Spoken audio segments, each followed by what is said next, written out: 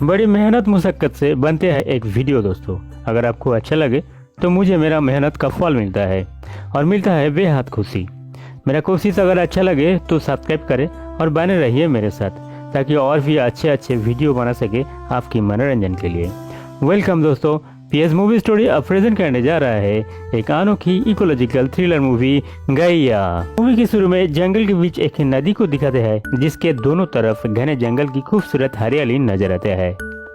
तैरते हुए नाव में दो फॉरेस्ट रेंजर गेवी और विंस्टन को दिखाई देते हैं। गेवी जंगल की गहराई में अपना ड्रोन को उड़ा के मुआयना कर रहे थे। अचानक ड्रोन के सामने एक आदिवासी लड़का को दिखाई देता है, जो ड्रोन को पकड़ के गिरा देता है। गेवी विंस्टन को उसे उतर देने कहता है ताकि वो जंगल के अंदर जाके ड्रोन को चेक कर सके। विंस्टन गेवी को जंगल के अंदर जाने को मना करता है। कहा इस जंगल के अंदर जाना बिल्कुल सेफ नहीं है। लोगों कहते हैं कि जाने वाले गायब हो जाते हैं और हमें अब भी 4 कैमरा चेक करना है। गेवी कहा ड्रोन को इस तरह छोड़ नहीं सकते, नजदीक कहीं गिरा है, मैं जल्दी ही लौट आऊंगी। उसे तीर में उतर देते हुए विंस्टन कहा ठीक है, 1 घंटे के अंदर लौटना।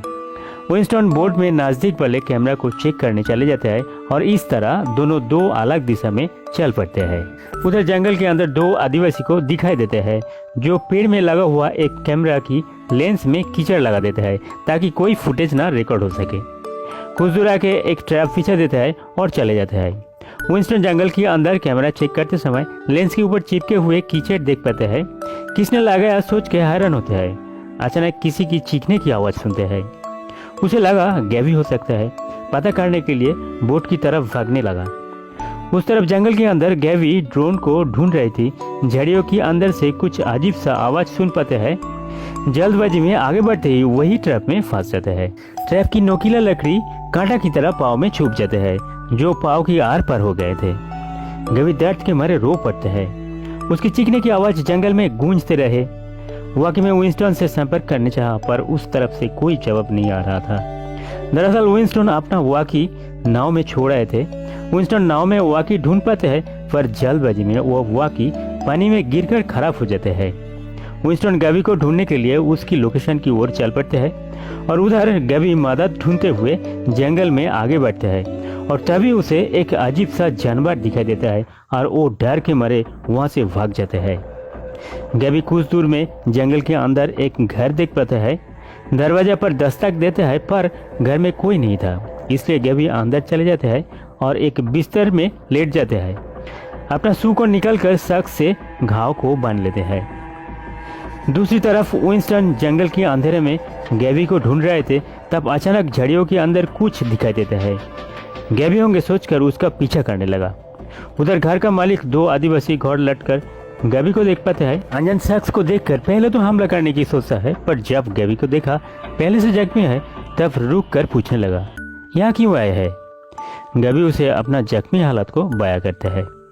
वो आदिवासी शायद अच्छा इंसान था, इसलिए गैवी को मदद करने लगे। जड़ी बूटियों से गैवी की घाव की मरहम पट्टी कर देता है।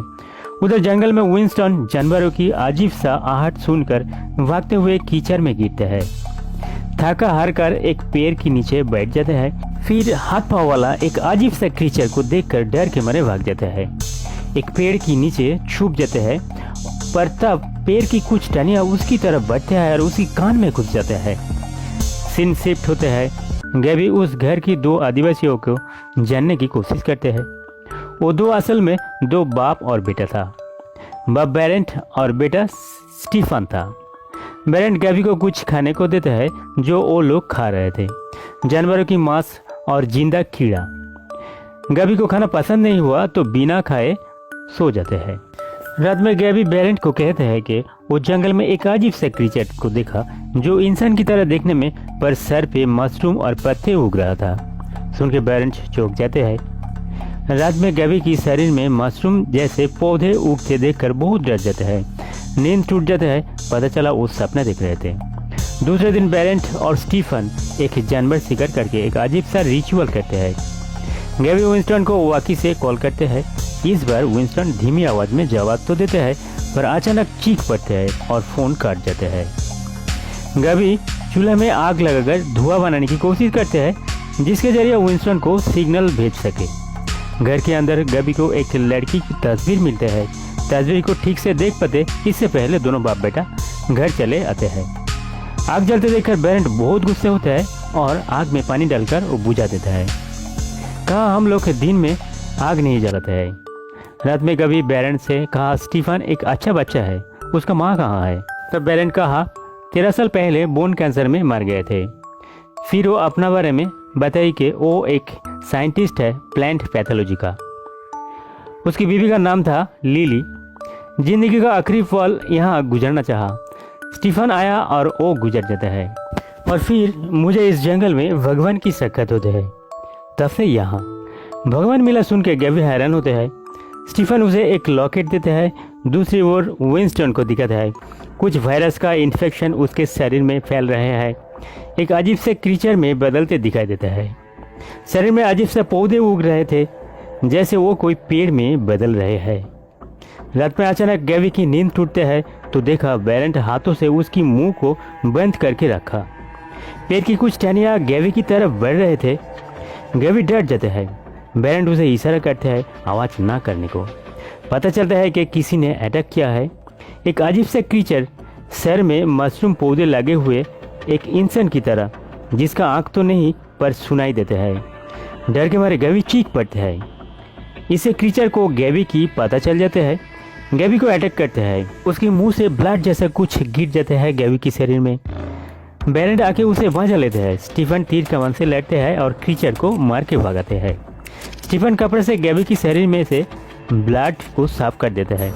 गैवी शायद इन्फेक्टेड हो गए थे। बेरेंट कहा गैवी के शरीर में ब्लड की जैसा जो चीज लगा है वो एक तरह की फंगस है जो आकर मुंह से शरीर में घुस जाते हैं और धीरे धीरे पूरे शरीर में फैल जाता है। पहले तो एक क्रीचर में और फिर एक पेड़ में बदल जाते हैं इंसान। सुनकर गैवी की रोंगटे खड़े हो जाते हैं। गैवी को बड़ी उत्सुकता जगता है इस जंगल की सारे राज जानने के लिए। क्या जंगल की सारे पेड़ पहले इंसान थे? फिर भगवान कौन है जिसे ये लोग पूछते हैं? गैवी बेरेंट से पूछने लगी क्या तुम उस क्रीचर को भगवान मानते हो? बेरेंट कहा इस क्रीचर पेड़ पौधे इंसान की बहुत पहले से इस धरती पर मौजूद था। इंसान इस पेड़ पौधों से जीवन मिला था, इसलिए उसे भगवान माना जाता है और अब समय आ गया उस भगवान को पूरी धरती पर फैलने को। गैवी काफ़ी हैरान होते हैं इन बातों से। गैवी को जानने की बहुत मन करते हैं ये जानने के कि कैसा वो भगवान है जिसके कारण दुनिया की सारे ऐशो आराम की ज़िंदगी छोड़कर एक साइंटिस्ट इस जंगल में पड़े हैं जंगलियों की तरह। अगले दिन गैवी स्टीफन को अपने मोबाइल से कुछ फोटोज दिखाते हैं क्योंकि स्टीफन कभी मोबाइल नहीं देखे थे। पर बेरेंट आके उसके मोबाइल छीन कर तोड़ देते हैं। कहा अपना चीज़ों अपना पास रखो। बेरेंट नहीं चाहते कि स्टीफन बाहर की कोई चीज़ों से आकर्षित हो।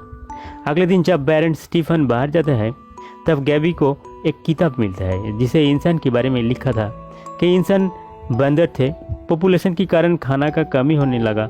तब पेड़ पौधे ने इंसान को बचाया, खाना दिया, उसे रहने की जगह दिया। उधर बेरेंट जंगल में कुछ अजीब सा रिचुअल करते हैं। एक पेड़ के अंदर खून की कुछ बूंद डालते हैं जहाँ से कुछ मशरूम उगते हैं जिसे वो खाते हैं और बड़ी प्यार से स्टीफन को भी खिलाते हैं। फिर दोनों घर लौटते हैं। गैवी के शरीर में अब कुछ फंगस पौधे जैसा निकलने लगा। लगता है गैवी भी इन्फेक्टेड हो चुके हैं। आगे चलते वो भी एक क्रीचर में बदलने वाली है पर गैवी इसमें ज़्यादा ध्यान नहीं देते।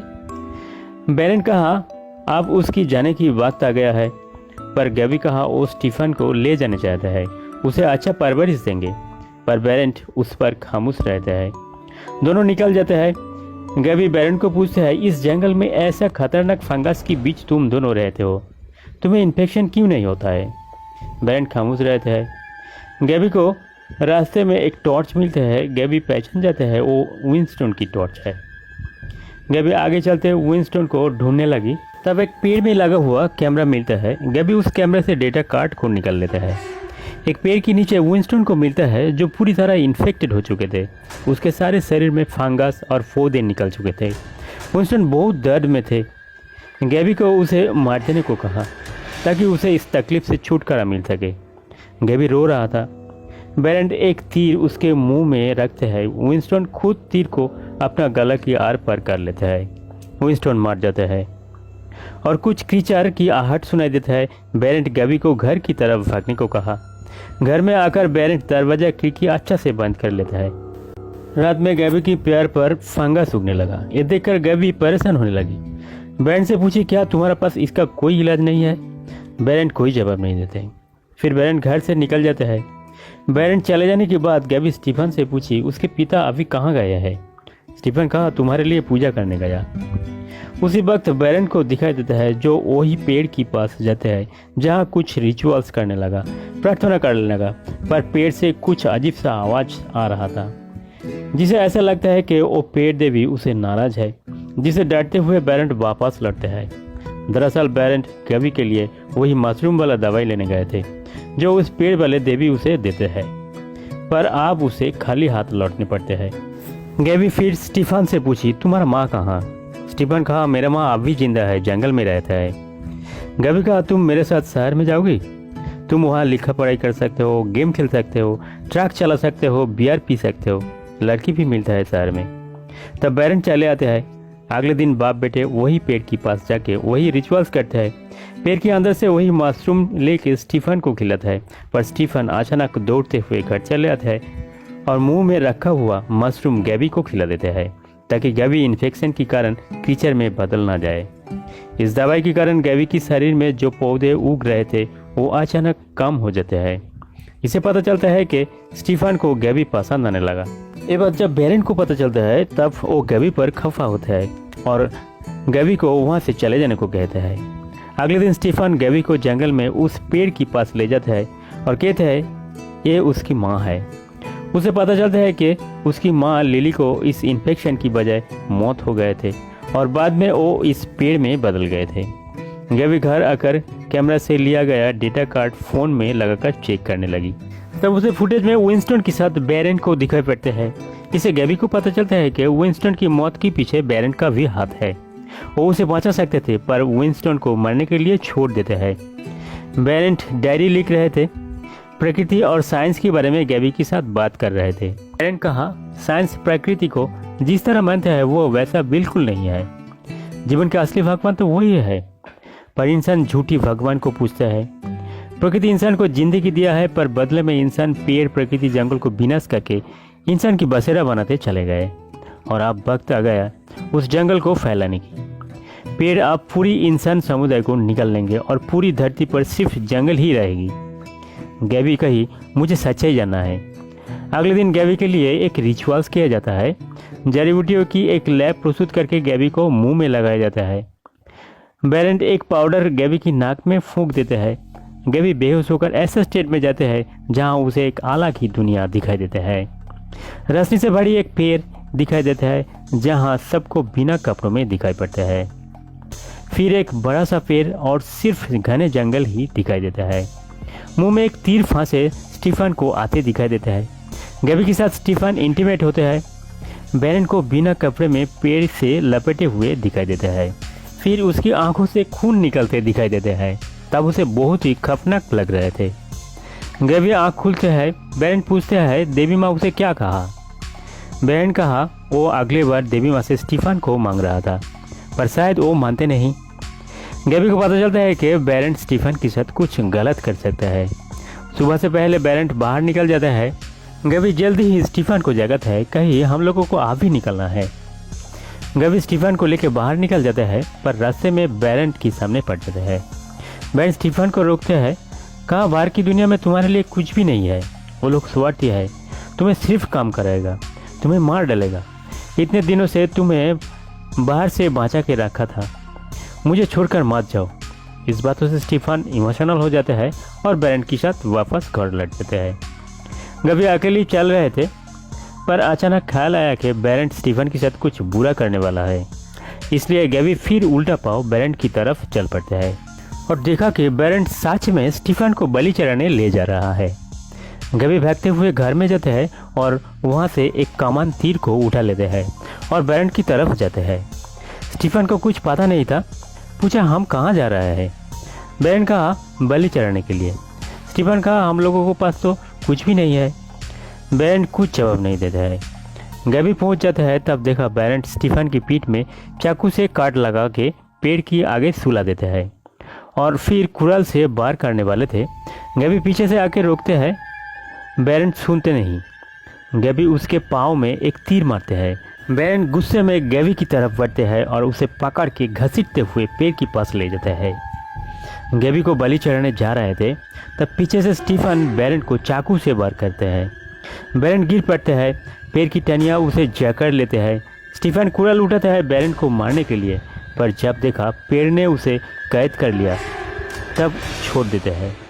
उधर झाड़ी से एक क्रीचर निकल आते हैं और गैबी को अटैक करते हैं। उसी वक्त गैबी क्रीचर से इन्फेक्ट हो जाते हैं, पर स्टीफन आकर क्रीचर को मार देता है।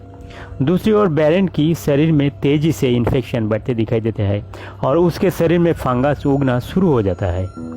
स्टीफन बैरन को उस क्रीचर के पास छोड़कर गैबी के साथ घर चले जाते हैं। घर में स्टीफन गैबी के साथ इंटीमेट होते हैं। अगले दिन गैबी की इन्फेक्शन सीरियस हालत में दिखाई देता है। गैबी बैरन की लिखा हुआ डायरी को निकल के पढ़ने लगी ताकि उसे कुछ इलाज मिल जाए। डायरी में लिखा था, इंसान ही सब कुछ बर्बाद कर दिया है, उसी के कारण इस दुनिया अब खत्म होने वाला है।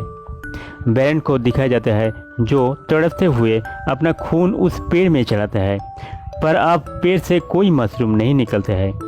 बैरन अब कुछ ही पल में क्रीचर बनने वाला है। वो पेड़ के नीचे पड़े रहते हैं। इधर गैबी के शरीर में काफ़ी सारे मशरूम और पौधे उग चुके हैं, वो भी जल्दी ही क्रीचर बनने वाले हैं। स्टीफन को उसे छोड़कर शहर चले जाने के लिए कहते हैं और कोई चारा ना देखते हुए स्टीफन गैबी को छोड़कर शहर जाने के लिए रवाना हो जाते हैं। मूवी के आखिरी सीन में स्टीफन को शहर पहुंच चुके हैं दिखाई देता है। एक रेस्टोरेंट में कुछ खाते हुए दिखाई पड़ते हैं। खाना खाने के बाद वो बाहर निकल जाते हैं और छोड़ गए खाने में उसी फंगस बनते दिखाई देता है और मूवी यहीं पर ख़त्म होती है। इससे पता चलता है कि स्टीफन के शरीर में वो खतरनाक वायरस अब भी मौजूद है और आगे चलते इस दुनिया भी इस वायरस का शिकार होने वाला है और एक दिन पूरी दुनिया जंगल में बदलने वाला है। फ्रेंड्स, यही था गाया मूवी का एक्सप्लेनेशन। मूवी में एक क्लियर और इम्पोर्टेंट मैसेज दिया गया है दुनिया के लिए, वो तो आप लोग अच्छे से समझ गए होंगे। तो अलविदा फ्रेंड्स, मिलता हूँ अगले वीडियो में। थैंक्स।